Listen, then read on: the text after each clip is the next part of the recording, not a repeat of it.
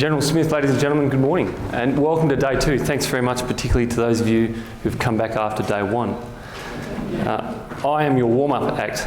I'm not a comedian, I don't do jokes, so what I do aim to do this morning is take us from where we were yesterday, which was probably more bounded in the macro-strategic environment, the philosophy and the policy. And I want to take you down to the ground floor and hopefully exit into the landscape and give you a bit of a sense of how this translates to the practitioner's level.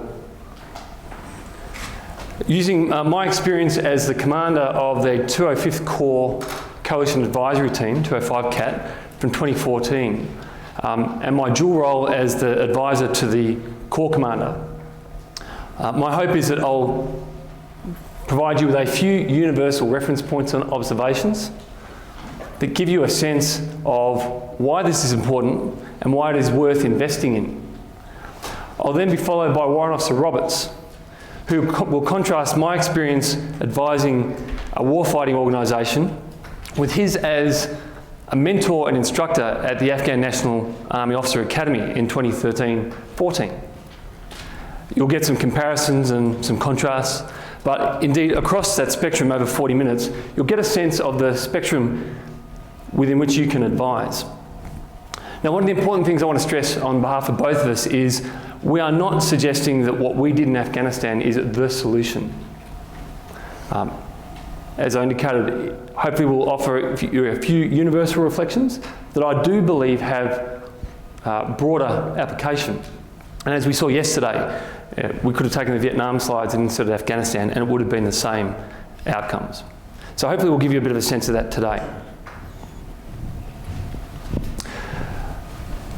The way I want to approach it is, first of all, I want to talk about the mission, and then I want to take you through some of the essential ingredients to achieving that mission. Again, we won't be going deep, and there's so many other variables and issues out there that could take us days and weeks to get through. But at the very least, hopefully you'll get a sense of it on the ground with a little bit of energy behind it. Now, first and foremost, the advised. What I also call the mission. This is an inherently human system. And no matter where you go in the world, you may have the best plan and the best ideas, but if you can't land it on that advised individual or group, then you are destined for failure. As was indicated yesterday, context is everything. In my case, I was advising a 2-star commander, and I'll talk about him in a little bit. As a team, we were advising the Corps headquarters, but as the rest of the coalition lifted off, we were increasingly responsible for advising or connecting the coalition to the Corps, a 19,000 person Corps. And it wasn't just the Corps that we had to worry about. We had some very diffuse direction and guidance. So we divined for ourselves that success was anchored in our ability to generate a relationship with our counterparts and essentially shepherd them along the path to transition, or to transition the fight from the coalition to the ANSF. We determined that failure was that point at which we lost the trust and faith of the leadership. And of interest, I'm not just talking about the Afghans, but I'm also talking about ISAF. Now, the individuals that we were advising were very interesting in terms of their background. I want to talk about 2. First of all, and you've seen him come up on the screen, Major General Abdul Hamid, Commander of the 205th Corps. At the time, 63 years of age. He's been in the fight since he was 13. Fought in the regime army under the Russian occupation, so when they were his advisors. Initially an engineer, went to Frunze Academy for 5 years, and then on the way back became an Afghan commando and spent the rest of the time chasing the line of Panjshir around central Afghanistan. Ahmed Shah Massoud. Now, when the Russians left, Massoud was so impressed with Hamid that after a 6-month hiatus, he summoned him to Kabul and invited him to work for him. Such was his impression of how he'd prosecuted the fight. Hamid then left during the Taliban uprising, became a refugee in Pakistan before he was summoned back after 9/11. He became a brigade commander of the 4th Brigade in Uruzgan, and then as a 1-star was promoted to Corps Commander. And as at today, this very day, he continues to be the longest serving Corps Commander in Afghan history, albeit now as a 3-star, trying to bring peace to the north of Afghanistan in Tur 9 Corps. And I can tell you very much this gentleman, not only does he want to retire because he's been in the fight for so long, but you will never meet a purer Afghan, a man more committed to the ideal of Afghanistan as a country. For years and years, the coalition tried to find some sort of dirt on him because they could not believe it was possible an Afghan could not have some sort of corrupt thread. To this date, as far as I know, they've found nothing. By comparison, Lieutenant General Abdul Razik, the Afghan National Police Commander, or indeed the Tsar of the South, was a 30-year-old punk, corrupt as they came. He got his big break as an Afghan Border Police Section Commander when he went after and then found and killed the man who killed President Karzai's father. You can imagine that put him on the golden escalator to greatness. Now, he's a smart guy. He's street smart. He claims to be illiterate, although I beg to differ. But he's extremely savvy, and in fact, he's probably one of the commanders who has survived the most assassination attempts of all. He was the yin to Hamid's yang. Together, they were a remarkable duo and kept peace and stability in the south. Hamid abhorred the corrupt side of Razik, but he revered Razik's zeal for the fight and his love of killing Taliban. Together, they were part of the solution, and therefore, if we didn't appeal to them, we had no chance.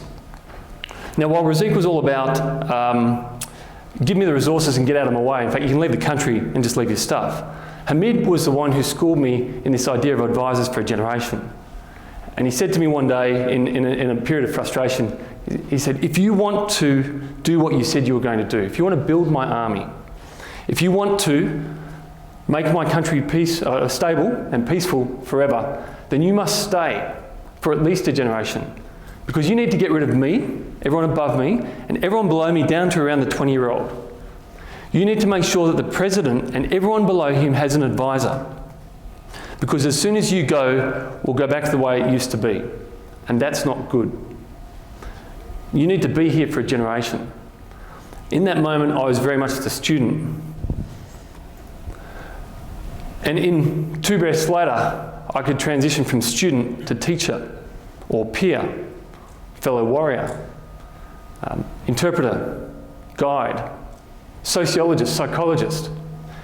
Such was the fickleness of the environment, and despite the deep wisdom of General Hamid, he was also very naive in the ways of the West.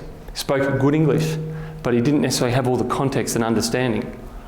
And so as an advisor, I had to be a chameleon. In fact, we all had to be chameleons. And that was extrapolated depending on whether you were advising the logistics corps officer, or one of the soldiers on the ground, or indeed the corps commander. What was fascinating for us was the fact that we weren't selected or trained to be advisors. We did fall back on some inherent capabilities that we'd learned through 20 odd years, and we were a very diverse advisory team. I would argue we were not set up for success.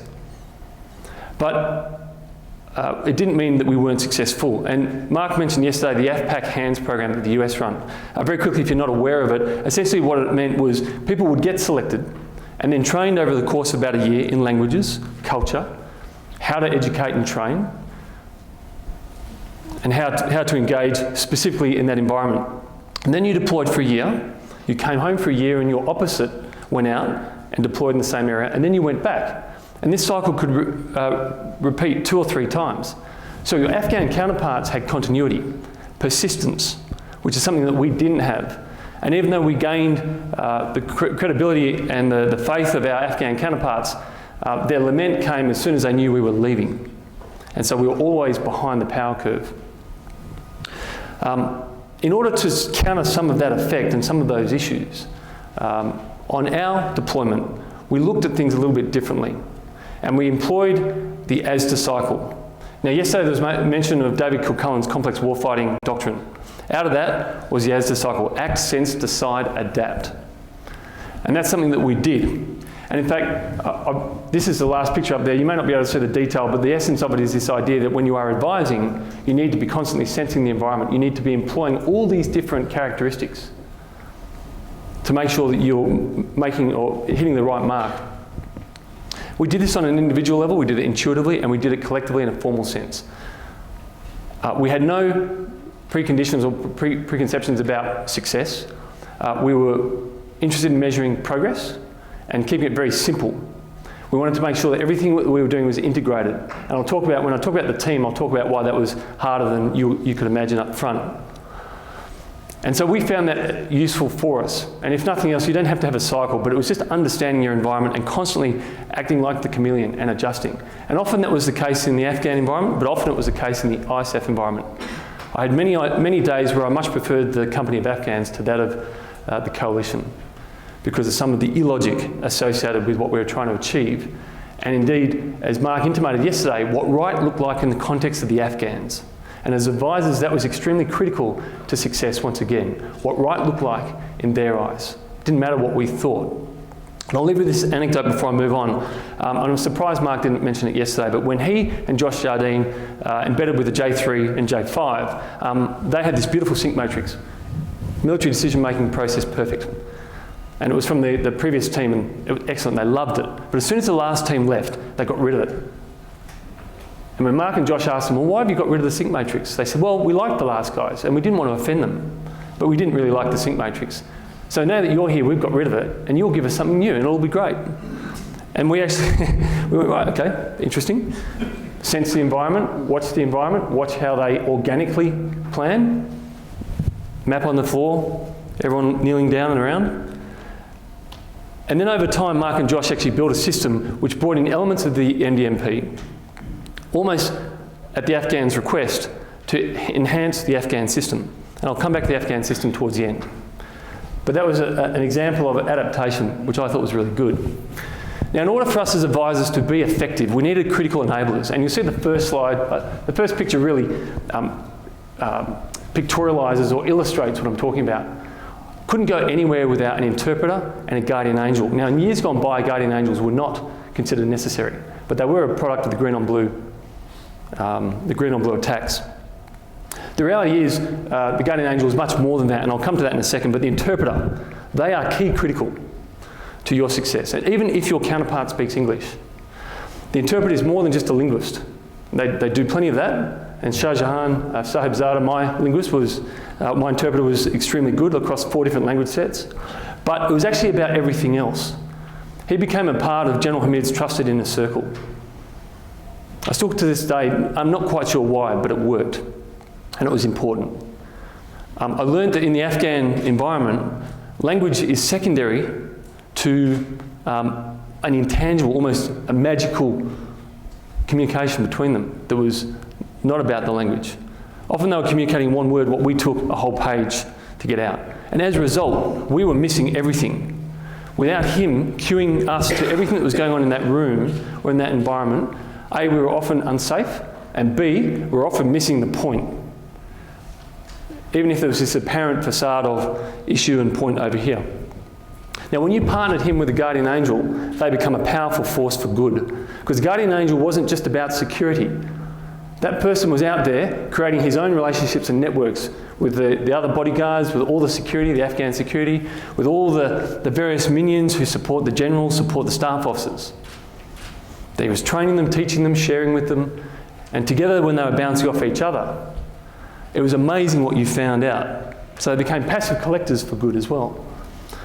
So not only did it help us sense and adapt, but also it kept us safe. And many a time, I am certain that it was because of one, two, or both of those gentlemen that we were prevented from walking into a situation where we may not have walked out. And at very least, they assisted us in getting traction with our counterparts. And you saw amongst some of those other photos that there are heaps more in the way of critical enablers. And I wish I had time to go through them. But the fact of the matter is, whether it's an individual or a group, you do need to have these elements. At the outside, it becomes about force protection. So you as the advisor can focus purely on your counterpart and your job. But more broadly than that, it's about the human system, about interacting, about sharing experiences, about getting the message out.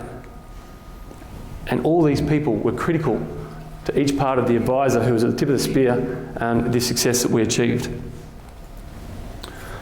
Now, that links into critical relations, key influences, and I deliberately put the Afghan family because by the end of it, most of our advisors were told by their counterparts that we were now Afghans. We were part of their family. And indeed, there's a link to before, when often we were over at Camp Hero and we were getting real-time intelligence that we were now under threat. How General Hamid reacted often influenced heavily my decision-making about whether I would withdraw the advisory teams or not. If I said, there's a threat, sir, suicide bombers located in your cookhouse, we're all at risk, he might say, okay, if you need to go, it's okay. But this is Pashtunistan, and under Pashtunwali, I'm in his house, and he's responsible for protecting me.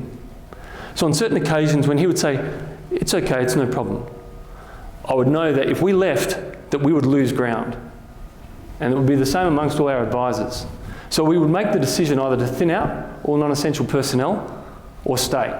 And we would watch General Hamid as he would give orders, and this is the interpreter communicating back to me, he'd give orders to all his staff, to all his commanders, to go and double the guards. Go and check the cookhouse, go do this, go do that. And it served us well, in more ways than just the binary.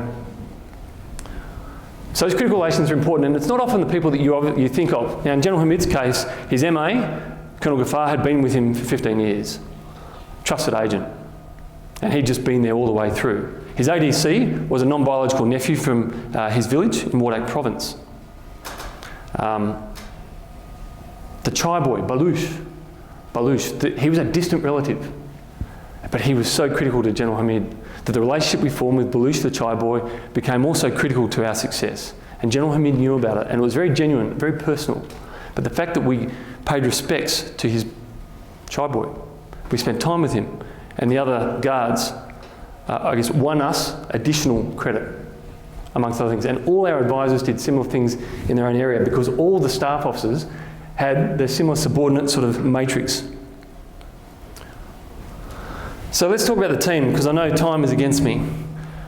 At our zenith, we had 244 personnel within 205 CAT across 7 nations. Australians, Americans, Bulgarians, Romanians, Slovakians, and then we had the Georgians for a short period of time, and we had the Afghans. Quite a phenomenal... Are my pictures not coming up? No? Good. Quite a phenomenal kaleidoscope of people, and they're all there for different reasons, and we talked about that briefly yesterday. So our mission was not guaranteed in terms of success. No matter what Australia wanted to do as the lead nation, that was not setting us up to actually advise our counterparts and get them on that road to progress. We had to battle with all those other elements before we even got to that point. The Romanians and Bulgarians were quite clear about the fact that A, they were there just to be part of the coalition, and B, they were there to learn from the Western nations, particularly those in the Five Eyes community. What was interesting is at one stage, the Bulgarians made a pitch through NATO to take command of the 205 CAT because they saw it as being so successful. But the advisors on the ground thought otherwise and actually countered their senior leader's direction and recommended the Australians stay in command, or in the broader leadership role. But 244 personnel, spreading out initially across the corps headquarters, across then all the corps troops, and then ultimately across all the brigades. About 70 advisors in that, the rest being the guardian angels and the interpreters. Incredible when you're trying to push them in one direction. And therefore we kept the plan very, very simple. And we ensured that we looked after everyone's equities as best we could, with the Afghans always in the lead. I'll just make one point that when it came to the Bulgarians and the Romanians, for whatever reason, General Hamid and his staff viewed them as a lesser nations than Afghanistan. They too had been trained by the Russians. The Afghans felt that they were superior to those countries. And as a result, as advisors, they almost had no hope of success, and it often took us a lot of work to enable their advising operations.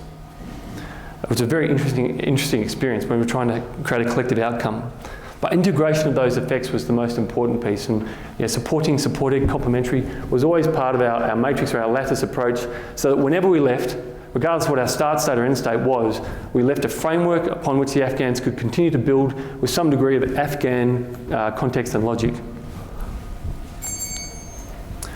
So let me just move towards, finally, the challenges. And there are many, there are hundreds. I want to read you a quote from our end of mission report, just to set the scene. From the outset, it was clear that the CAT needed to adopt an adaptive approach focused on sensing, acting, acting on and then adjusting the outcomes of a frequently changing operational and strategic environment. Against the backdrop of 2 rounds of national elections, a delayed inauguration of the newly elected president, the associated delays in signing the bilateral security agreement, changes in RC South Lead from the 4th Infantry Division to the 1st Cavalry Division, uncertainty on the future of Kandahar Airfield, and the deliberate migration from Operation Enduring Freedom to Operation Resolute Support, the scene was set for 205 CAT to conduct its mission against a frequently changing landscape. This array of events, and in some cases non-events, i.e. a 7-day notice to move out of Kandahar Air Base and out of the south, brought sharply into focus the accuracy of pre-deployment assessments that the only constant throughout the particular mission would be change. To me, that's a metaphor for everything about that environment over the last 15 years. Yet at the same time, change was often the product of ISAF's approach and that short cycle of rotations. It did us no favours to be jumping in and out every 3, 6, 8, 10 months. If we're going to have a generational mission, we need to have more endurance, more persistence and more continuity. If I could get this American Staff Officer created an awesome slide. It had 17 different documents, directives and pieces of guidance on it that had been received within the last 12 months, all telling us how to do security force assistance or train assist advise. Most of them contradictory of each other, most of them still extant. So as a consequence, we never knew whether we were coming or going. We made the decision in the South that we would stick with the organisationally based security force assistance model, which had 5 functional pillars. Leadership, C2, or command and control, sustainment, training and combined arms integration. Very simple pillars, very easy for the Afghans to understand, very easy for us to apply against a 1980s style analogue army. As opposed to what eventually we were being ordered by Kabul to conform with, which included things like the 8 essential functions: plan, program, budget and execute, transparency, accountability and oversight. These are the lines of effort. Civilian governance of the Afghan security infrastructure. Force generation, sustainment, plan, resource and execute effective security campaigns, sufficient intelligence capabilities and processes, maintain internal and external strategic communication capabilities. That whole system became a self-licking ice cream. And these were some of our greatest challenges. And meanwhile, that last picture, which is a reference to a complex attack that we're involved in, where Australians fought alongside Afghans and Americans to protect the Governor's Palace, we had to get through the mire of the paperwork before we could actually get to the business end. And it's through our good fortune that incidents like that, where Australians performed exceptionally well, and General Hamid, as a warrior, recognised that, brought us time and compensated or mitigated against some of those other problems. So, ladies and gentlemen, if I just leave you with this, there are many things we could talk about. It is a very passionate subject. It's very easy to get passionate and enthusiastic about this, not just in Afghanistan, but elsewhere. Because I do think it goes to the source of us as military people, as members of defence or the defence community, and indeed from the government community. The government may say, hey, go there and fly the flag, reinforce the alliance. That's fine as a strategic guide. But once we get there, we need to do something. In the vast majority of cases, we're going to go into environments where the country has been destabilised, has most of the elements of power in disarray, and will take at least a generation to resolve. I would contend that we, as a committed nation, whenever we go into these sorts of operations, must make a campaign plan. And the campaign plan must start at the intergenerational point, 20-odd years, and then work backwards. In this area, Indigenous capacity development, it's a line of effort that is sustainable and fairly cheap. You can increase and decrease the amount of effort that you put into it. You can overlay your combat operations, your reconstruction operations, etc., etc.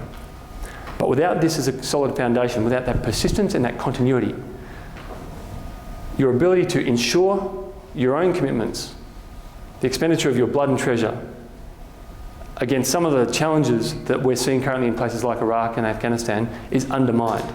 So we are part of the insurance policy. And on that note, ladies and gentlemen, because I think we'll double back around to that a bit later, I'd like to reintroduce Warrant Officer Andrew Roberts. And he's certainly got some great additional points to give you from the Afghan National Officer Academy. Thank you. Appreciate it. Good morning, ladies and gentlemen. What I'd like to do is just provide a simple snapshot over the next 20 minutes of my experience mentoring for 10.5 months in Afghanistan at the Afghan National Army Officer Academy.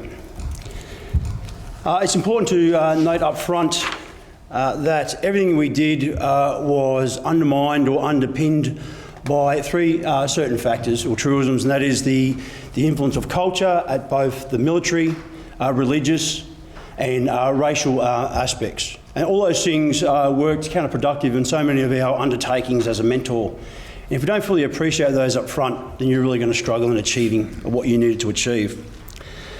I'll make some distinctions up front. So the language used in my mission was different to that used in other ISAF missions. So we used the lexicon of lead, partner, mentor, advise and assure. And we referred to, in our own context, as mentor and mentee. Obviously, we didn't call our mentee the mentee, but just so you understand the mindset of where we were at. I'd like to talk about several points. One is the background of the mission to give you context about my experience. It was different to other mentoring missions in Afghanistan. We'll talk about our mentor preparation. Talk about the mentee, the most important aspect of this whole deal, the mentors themselves, and then a summation at the end, and also the mentoring design. So this is the vision for the Afghan National Army Officer Academy. It was generated by the CGS of the ANA, being General Karimi, who was a graduate of Royal Military College, Academy Sandhurst, and then as a staff college as well. And he's seen the value in the values base and ethos of the officers coming out of that institute having experienced it, and he wanted that for his own country. And the flow-on effect would be to assist in the survival of their officers and the leadership of the young warriors that were fighting the insurgency in their own country. So he made a lot of grounds to convince Karzai that this would be the way ahead, and it was successful. And obviously the UK were on board with that. So the vision was to select and prepare quality officers to undertake wider duties in the ANA and long-term in a coalition setting based on values and ethos. Our mission was to assist them in the delivery and sustainment of an officer academy based on the Royal Military Academy of Sandhurst. Important to note there that the word mentoring doesn't appear in the mission statement at all, and for a lot of good reasons, and the mission statement is very broad. Mentoring isn't a method, it really is a philosophy, and you can't try and narrow or pin it down to one lexicon itself.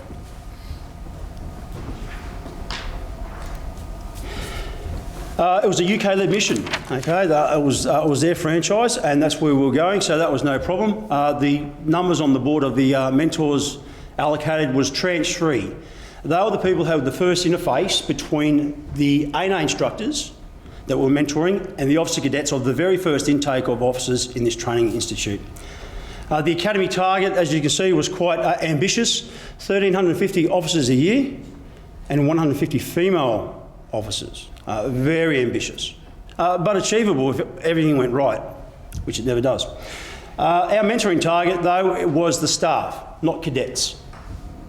We had no involvement with the training of the officer cadets, and we weren't there to do that.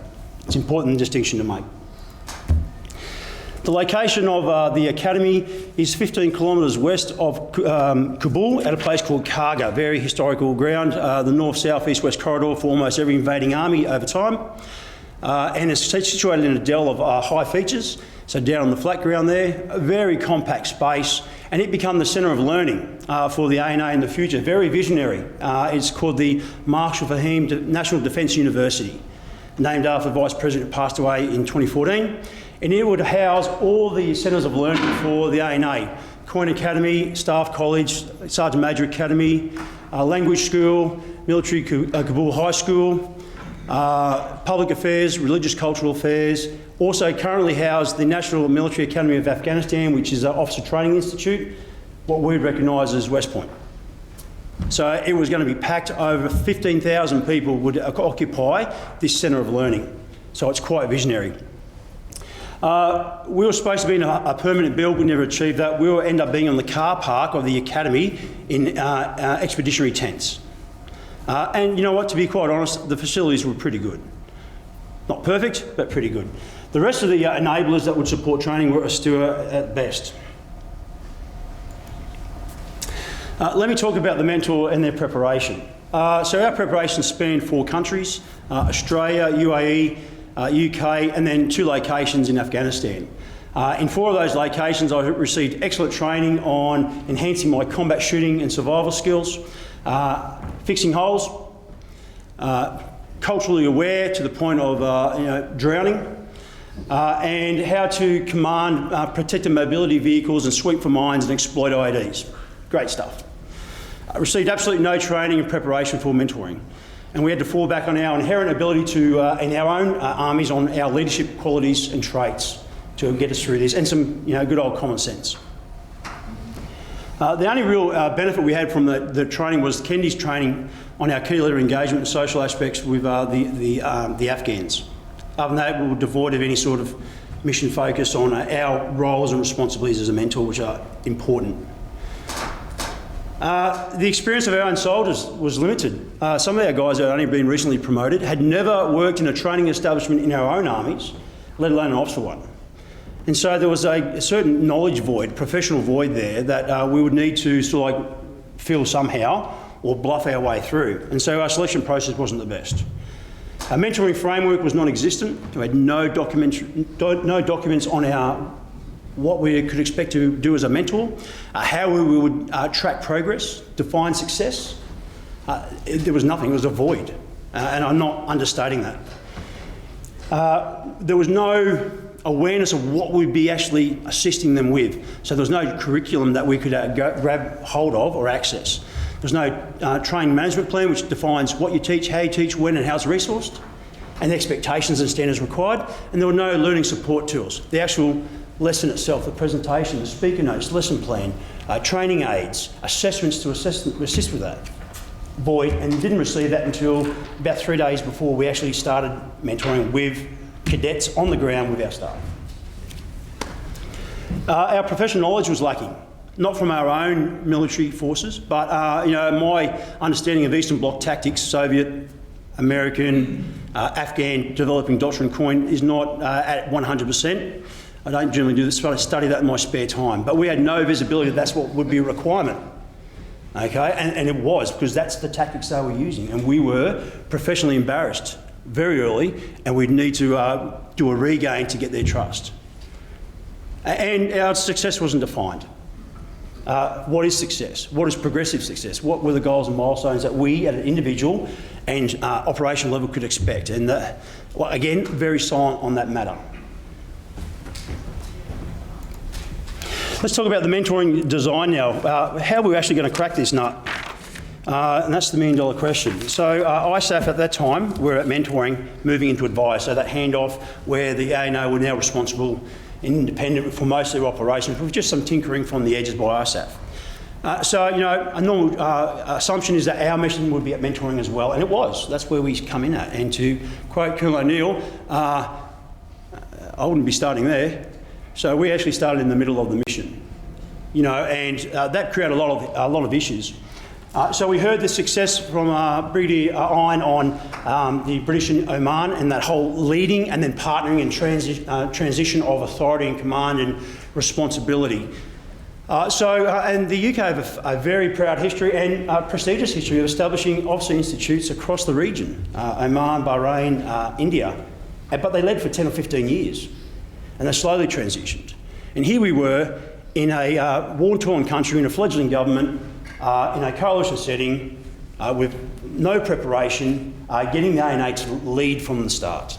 And so at that very point in time, in the first month, we pretty much experienced, or potentially experienced, tactical, operational, strategic failure at a critical level.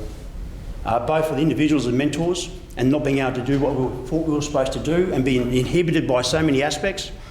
Operationally for the academy, the institute, and the whole concept and vision, and then for the governments that were involved in this, not to mention the CGS and the president of Afghanistan. And so we had to do a regain mid-mission.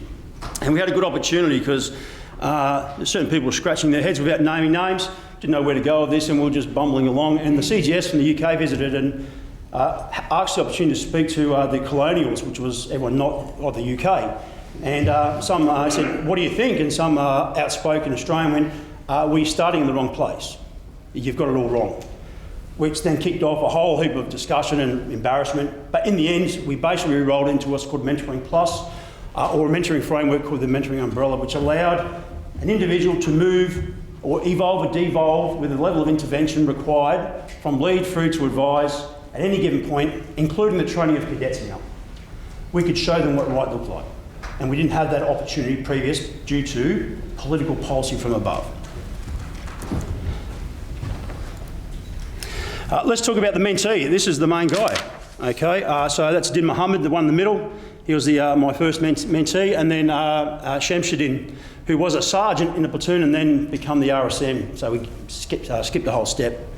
These guys do a really tough job away from family. Both of these families are in various different provinces, and so there's that separation anxiety from the start. But what I will talk about is some of the factors that inhibit your ability to mentor effectively or constrain them from being receptive. And this is a long list. I'm going to go through those and just hit some high points.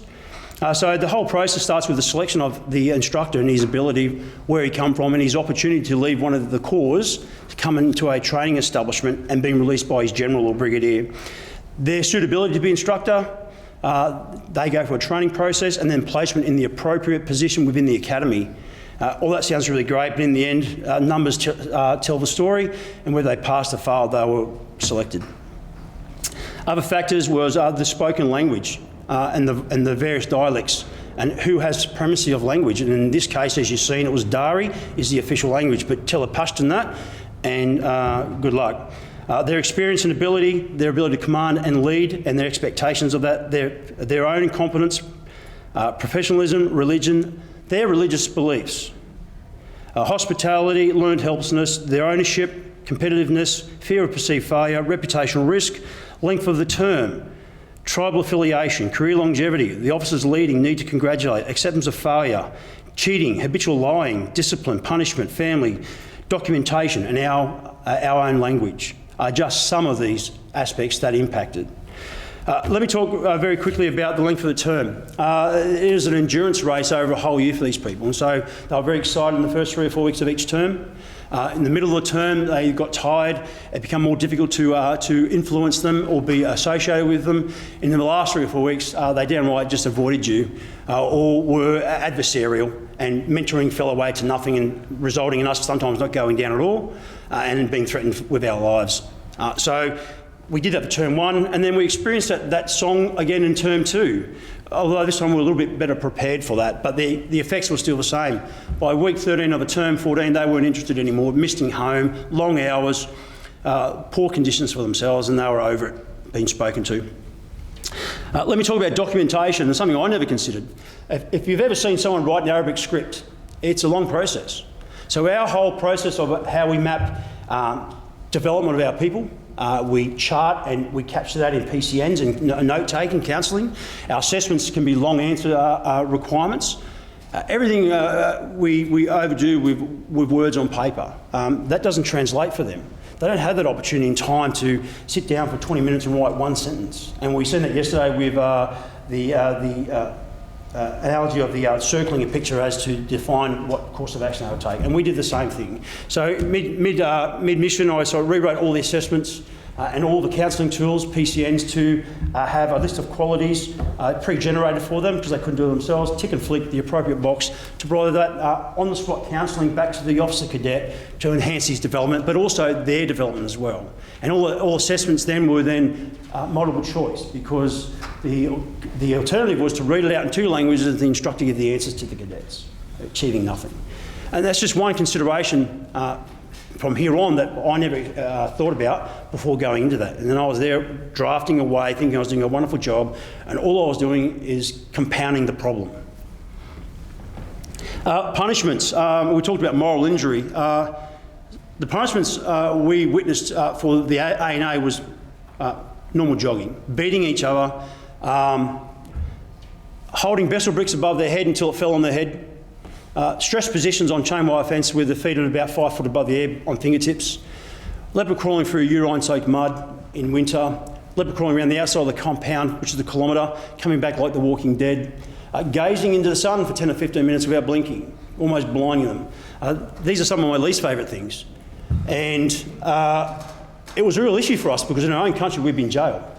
But we were very powerless to influence that. We tried to do this through remedial training or master classes, and one of those was doing a master class on the program with beds to show them how to make a bed and have a routine. And it took so much convincing over a month to allow me to do this because it was viewed as a Western of punishing Afghans, which is never acceptable.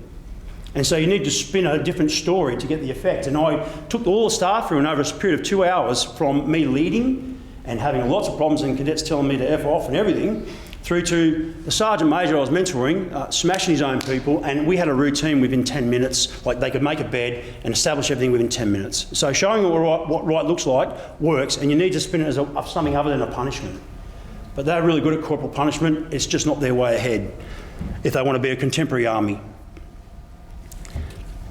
There are plenty of other aspects of that I could talk about all day. Each one has its own story and anecdote, but I'll leave it there and move on in the interest of us talking about the actual mentor. So they're the things that we couldn't influence. These are the things that we maybe could influence. Right from the start, we didn't really understand the mission. Got told nothing at Sydney about what our mission was, apart from you're going to mentor Afghans. Got told at Sandhurst how wonderful the college was. It is prestigious. How to train cadets. We weren't there to train cadets. Didn't know what the mission specifics were, what really we were supposed to do. So there wasn't that clarity or communication up front.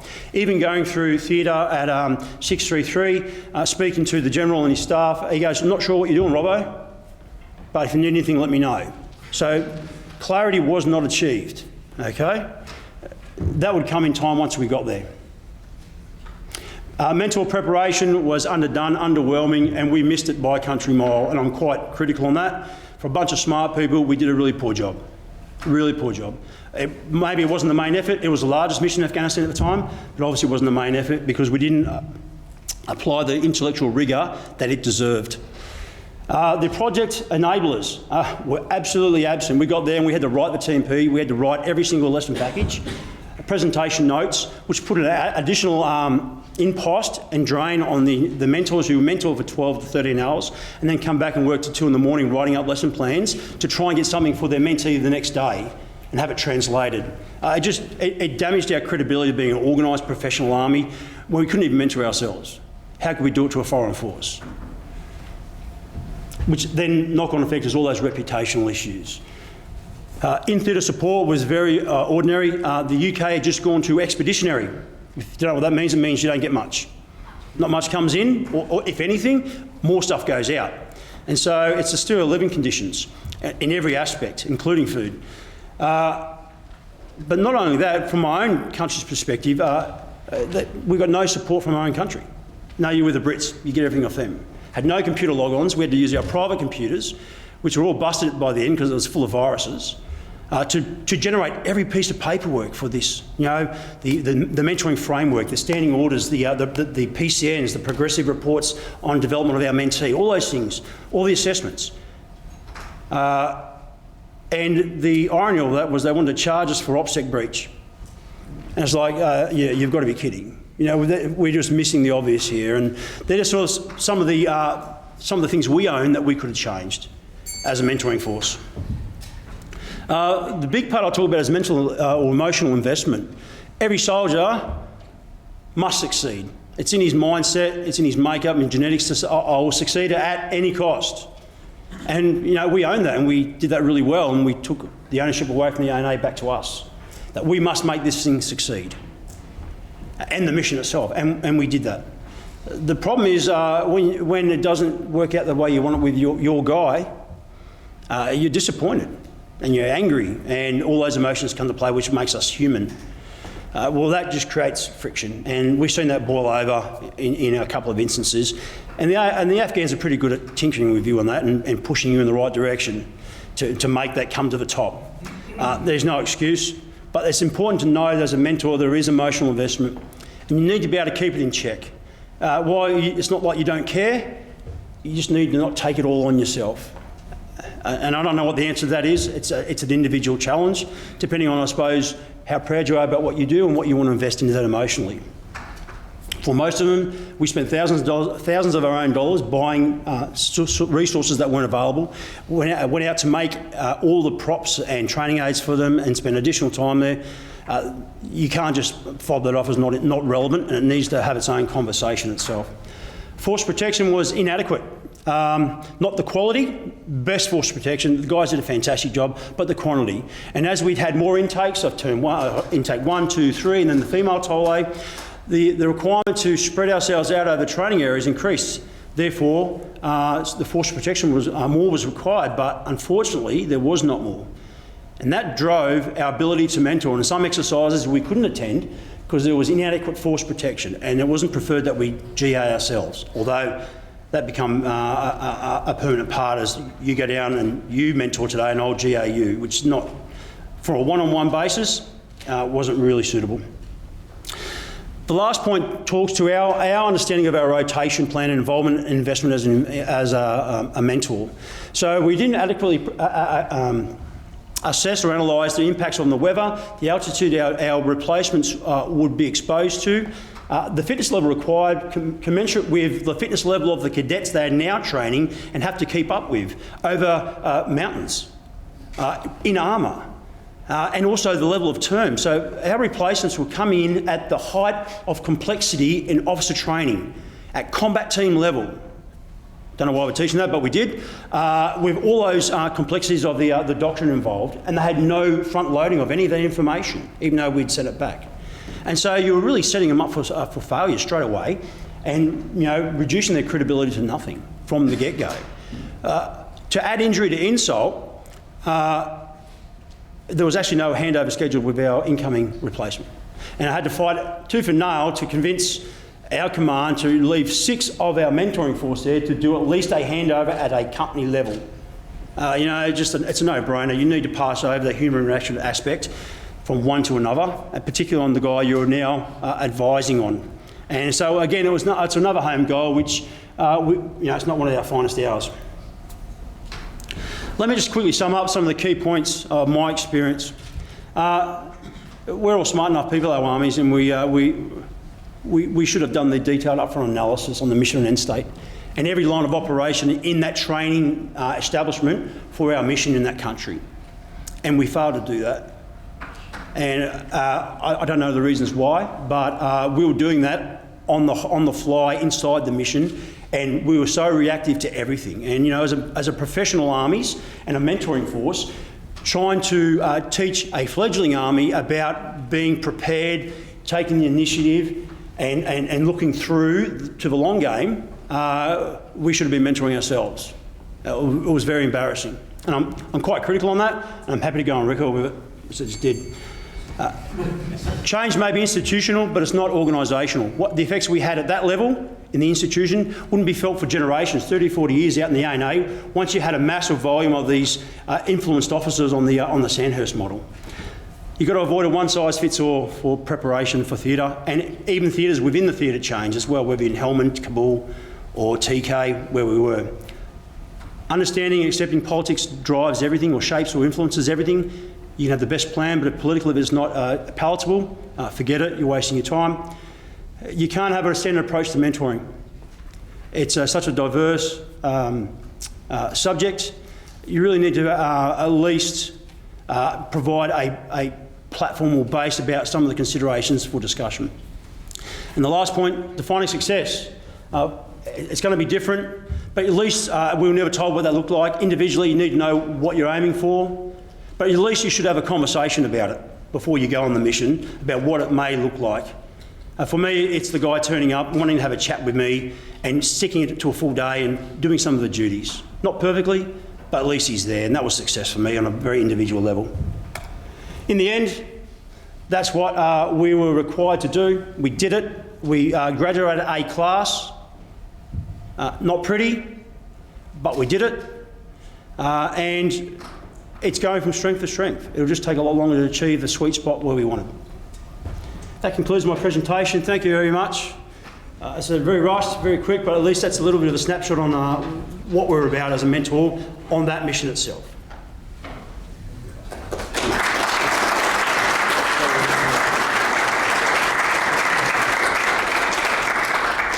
very grateful to both our presenters this morning for sharing of their experience. Yours may be similar, yours may be different, but certainly if there are points of that are useful to compare and contrast with them, you might talk to them during morning tea or pick up any points that were there so we can keep on with our program, keep on time. Would you again thank them for their contributions?